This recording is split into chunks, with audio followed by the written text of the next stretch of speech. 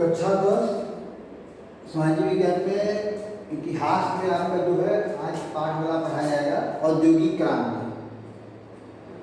औद्योगिक क्रांति में देखा गया कि जब पुनर्जागरण और धर्म आंदोलन हुआ यूरोप में, तो पुनर्जागरण और धर्म आंदोलन कारण जो है लोगों में एक नवीन चेतना जागृत हुई और लोग जो है उनकी तर्क शक्ति विकसित हुई, जिससे वे नवीन संसाधनों का आविष्कार करने लगे और नवीन संसाधनों का इस प्रकार से उपयोग करने लगे कि जो उपलब्ध प्राकृतिक संसाधन से उनसे नवीन वस्तुओं का निर्माण होने लगा।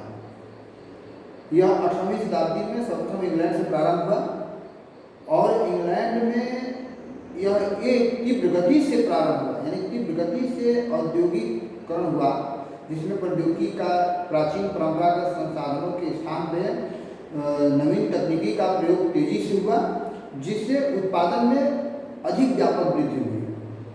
यह सारे जो उपक्रम हुए इतने तेजी से लगे, इसको हम औद्योगिक क्रांति की गणना देते हैं।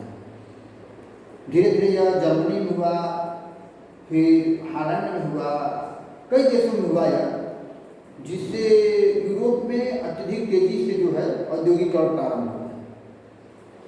अब इसके कारण बहुत हैं, हमने इसको पहला प्रश्न दिया हुआ है, औद्योगिक क्रांति के प्रमुख कारणों को स्पष्ट कीजिए। यह प्रश्न आपका है। तो इसमें आंसर लिखेंगे, सबसे पहले हम यही करेंगे औद्योगिक क्रांति के कारण जो है बताएंगे। जैसे हमने बताया कि औद्योगिक क्रांति सर्वप्रथम 18वीं शताब्दी में इंग्लैंड से प्रारंभ हुई और इसमें जो नवीन आविष्कार थे, यानी यह आविष्कार कैसे हुआ, जब उनकी बौद्धिक चेतना विकसित हुई। बौद्धिक चेतना कैसे विकसित हुई? जब पुनर्जागरण और धर्म आंदोलन हुआ तो लोगों की बौद्धिक चेतना जागृत हुई और वह तर्कों के अनुसार ही तथ्यों को परखने लगे। उसी से नए आविष्कार हुए, क्योंकि विज्ञान कहता है कि पहले परीक्षण, फिर निरीक्षण, तब निष्कर्ष निकाला जाता है। तो जो निष्कर्ष निकल जाने के तर्क से हम परीक्षण करते हैं, सोचते हैं, परिकल्पना को परीक्षण करते हैं, परीक्षण को निरीक्षण करते हैं, निरीक्षण के बाद निष्कर्ष निकालते हैं। जो निष्कर्ष के बाद जो रिजल्ट आता है वही आपका नवीन ज्ञान होता है। तो इसी प्रकार से नवीन प्रौद्योगिकी निर्मित हुई, अनेक प्रकार की प्रौद्योगिकी बनाई गई, जैसे वाटर फ्रेम हुआ। सबसे पहला क्या हुआ, कपड़ा उद्योग में सबसे ज़्यादा व्यापक हुई। सबसे जो महत्वपूर्ण उद्योग था औद्योगिक क्रांति में विकसित होने वाला, वह था कपड़ा उद्योग। उसके बाद कोयले से बिजली उत्पादन वाला उद्योग, ये सब विकसित हुए, लेकिन सबसे महत्वपूर्ण है कपड़ा उद्योग। तो आप इसी के बारे में बताते हैं हम, इसके कारण जो प्रमुख हैं। नंबर फर्स्ट कारण है जनसंख्या वृद्धि। लगभग 17वीं शताब्दी से लेकर 18वीं शताब्दी के मध्य तक यूरोप में अत्यधिक तेजी से जनसंख्या वृद्धि हुई और उस बढ़ती हुई जनसंख्या के लिए आवश्यक संसाधनों को जुटा पाना प्राचीन परंपरागत साधनों से आसान नहीं था। इसके कारण उनमें जो है नवीन साधनों का प्रयोग होने लगा, यानी नवीन साधनों का आविष्कार होने लगा और उसी आविष्कार के परिणाम स्वरूप औद्योगिक क्रांति मतलब हुई, यानी विकसित हुई। तो जनसंख्या वृद्धि सबसे बड़ा कारण हो गया। दूसरा है तार्किक विचारों में प्रगति। यूरोप में धर्म आंदोलन और पुनर्जागरण के कारण जो है लोगों में तर्क करने की शक्ति बढ़ गई, सोचने की शक्ति बढ़ गई, जिससे लोग जो है अपने विचारों को, तथ्यों को परखने लगे और उनके माध्यम से यह हुआ कि नवीन आविष्कार होने प्रारंभ, नवीन ज्ञान के आधार पर नवीन आविष्कार प्रारंभ हो गए और इसी के परिणाम स्वरूप नवीन प्रौद्योगिकी निर्मित हुई और उससे जो है औद्योगिक क्रांति यूरोप में है। अगला है कृषि क्रांति। जैसा हमने 9 में पढ़ा हुआ है कि औद्योगिक क्रांति में अत्यधिक जब बाड़ाबंदी के बाद जो लोगों को सीमित खेत कर दिए गए, यानी जो बाड़ाबंदी हुई, लोगों का चक्र जो व्यवस्थित कर दिया गया, तो इससे लोगों ने जो है कृषि यानी भेड़ पालन और कृषि में ज़्यादा प्रगति की। शुरुआत में भेड़ पालन में प्रगति की जिससे, क्योंकि प्राचीन काल में जो कृषि और भेड़ पालन दो ही रोजगार था, तो भेड़ पालन में उन्होंने काफ़ी प्रगति की और ऊनों को मतलब उससे ऊन जो पाए उसको बेच के अत्यधिक लाभ प्राप्त किए। और कृषि में भी उन्होंने खेती के द्वारा जो है अत्यधिक लाभ प्राप्त किया और जिससे उन्होंने पूंजी निर्माण किया। क्योंकि बताया गया है अर्थशास्त्र में कि जब आय अधिक होती है तो बचत अधिक होती है, और जब बचत अधिक होती है तो पूंजी निर्माण होता है। तो वही हुआ, कृषि और पशुपालन को अधिक आय प्राप्त हुई, जिससे उन्होंने एक व्यवस्थित बचत किया और एक अपनी पूंजी निर्माण किया, जिससे बड़े बड़े उद्योग स्थापित होने लगे। यानी पूंजी कमी उनकी समाप्त हुई और बड़े बड़े उद्योग स्थापित हुए। यह सबसे पहली प्राथमिकता थी कि इन्होंने कृषि क्रांति लाई।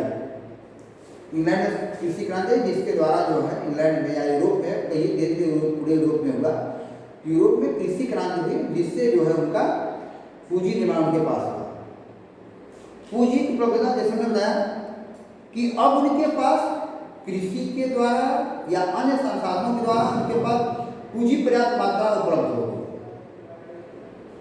जब उनके पास पूंजी पर्याप्त मात्रा में उपलब्ध हो गई तो प्राकृतिक संसाधन उनके पास पर्याप्त थे। उन संसाधनों को व्यवस्थित खर्च करने के लिए उन्होंने नवीन प्रयोग प्रारंभ किया, क्योंकि प्रयोग के लिए पूंजी चाहिए, प्रौद्योगिकी निर्माण के लिए पूंजी चाहिए। तो उन्होंने पूंजी के द्वारा प्रयोग नवीन प्रारंभ किया, नए नए प्रयोग किए, उनसे नवीन नवीन बड़ी बड़ी जो प्रौद्योगिकी निर्मित हुई। और जब बड़ी बड़ी प्रौद्योगिकी निर्मित हो गई तो उन प्रौद्योगिकी के माध्यम से उन्होंने बड़े बड़े उद्योग स्थापित किए और धीरे धीरे संपूर्ण यूरोप में अत्यधिक तेजी से 18वीं शताब्दी में अत्यधिक तेजी से जो है न बड़े उद्योग स्थापित होने लगे। तो यही औद्योगिक क्रांति थी। अगला है उपनिवेशों की स्थापना। अब किसी भी उद्योग के लिए जब उत्पादित वस्तु होती है तो उसके लिए बाजार की आवश्यकता होती है। जब हम किसी वस्तु को उत्पादन करते हैं या किसी नवीन फैक्ट्री का निर्माण करते हैं तो सबसे पहले हमको उस उत्पाद को बेचने या बिक्री करने के लिए हमको बाजार की आवश्यकता होती है। तो यूरोप के अनेक देशों में 16वीं शताब्दी से ही उपनिवेश स्थापित होने लगे थे। 15वीं शताब्दी 16वीं शताब्दी के ये 16वीं शताब्दी से ही यूरोप में स्थापित होने लगे उपनिवेश। और धीरे धीरे 18वीं शताब्दी आते आते बहुत सारे उपनिवेश स्थापित हो गए यूरोपीय देशों में, जिसमें फ्रांस हुआ, फ्रांसीसी यानी फ्रांस से हुआ, डच हुआ, अंग्रेज हुए। इन्होंने अनेक उपनिवेश स्थापित किए। उन उपनिवेशों के माध्यम से उन्हें बाजार, विस्तृत बाजार उपलब्ध हो गया अपने सामानों के लिए। कच्चे माल की उपलब्धता हो गई क्योंकि उन उपनिवेशों से कच्चे माल को आसानी से प्राप्त कर लेते थे और तैयार माल के लिए बाजार उपलब्ध हो गया। यह उपनिवेशों का लाभ हुआ। उपनिवेशों की स्थापना, जैसे भारत खुद एक उपनिवेश था ब्रिटेन का, तो कच्चा माल जो है उपनिवेशों से ले आते थे, वो अपने यहाँ भारी उद्योग में स्थापित करके उसे उत्पादित करते थे और उत्पादित माल को उसी बाजारों में, उपनिवेशों बाजार में जाकर बिक्री कर देते थे। तो इससे उन्होंने व्यापक धन लाभ कमाया। यानी यह औद्योगिक क्रांति का जो है, और नवीन उद्योग स्थापित करते चले गए, नवीन उद्योग स्थापित करते चले गए, ये उन्होंने व्यापक धन कमाया इस माध्यम से और तेजी से उद्योग स्थापित हुए, जो औद्योगिक क्रांति हुई। तो औद्योगिक क्रांति का प्रमुख रूप से यही कारण है, इसके अतिरिक्त और अन्य कारण हैं, लेकिन प्रमुख इतने हैं। आप इसको इसके बारे में लिख लीजिए हेडिंग डाल के, या प्रश्न लिख लीजिएगा, हेडिंग डाल दीजिएगा। इस पाठ की थोड़ी बहुत आप परिचय लिख लीजिएगा, सामान्य प्रस्तावना जो होती है। इसके बाद यह प्रश्न डाल के लिखना शुरू करिएगा। जो नहीं समझ में आएगा मेरे से पूछ सकते हैं आप लोग। और इसके बाद अगला प्रश्न हम अगली कड़ी